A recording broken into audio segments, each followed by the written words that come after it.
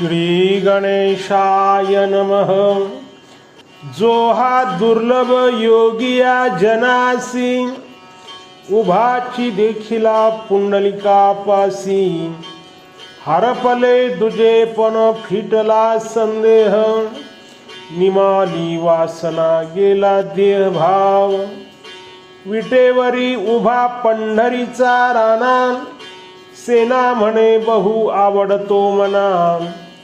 हरपले दुजेपण फिटला संदेह, निमाली वासना गेला देहभाव।